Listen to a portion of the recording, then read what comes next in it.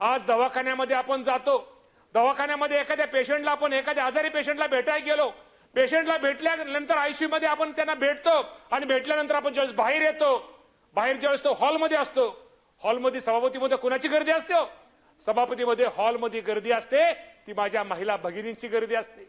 जी महिला भगिनी लेक असते, आई असते, जी महिला भगिनी सासूरवाशीन बहीण असते, जी सासूरवाशीन बहीण, जी महिला सासऱ्याला चुकून नवऱ्याला चुकून सोन्याचं किडूक मोडूक मोडून गहाण ठेवून दवाखान्याचं बिल देणारी कोण असते? तर ती एक माझी बहीणच असते, एक ती महिलाच असते। मेडिकलचं बिल देणारी कोण असते सभापती महोदय? ती एक बहीणच असते। त्यामुळे आम्हा सर्वांना माहित आहे ताई की महिलांचं प्रेम, महिला भावनुष असतात, कुटुंबाचे आधार असतात। अडचणीच्या काळामध्ये कुणी त्यांच्या घरातला असू द्या, कुठल्याही भावाला मदत करायचा विषय असू द्या, बहिणीला मदत करायचा विषय असू द्या, ज्या ज्या वेळेस या राज्यामध्ये ज्या ज्या वेळेस एखाद्या घरावरती संकट येईल, ज्या ज्या घरावरती ज्यावेळेस कोण धावून येतं, एक बहीण येते, एक लेक येते, एक आई येते। ती कोण असते अध्यक्ष महोदय? ती एक महिला असते। आणि या महिलांना स्वतःच्या पायावरती उभा केलं पाहिजे।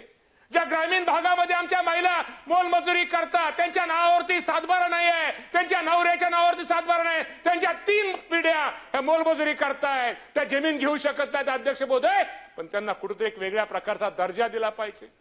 पोल्ट्रीमध्ये काम करणं, शेती तर काम करतातच, अनेक शेतकऱ्यांच्या महिला शेतीमध्ये असणाऱ्या सातबारा, त्याही महिलांच्या नावावरती सातबारा नाहीये, त्यांना एक शेतीचा शेतकरी म्हणून त्यांना दर्जा दिला पाहिजे।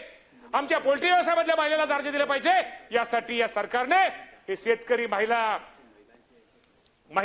विधेयक धोरण हे आपल्या सक्षमीकरणाचं एक चांगल्या प्रकारचं विधेयक यातनं बच्चूभाऊ आणलेलं आहे।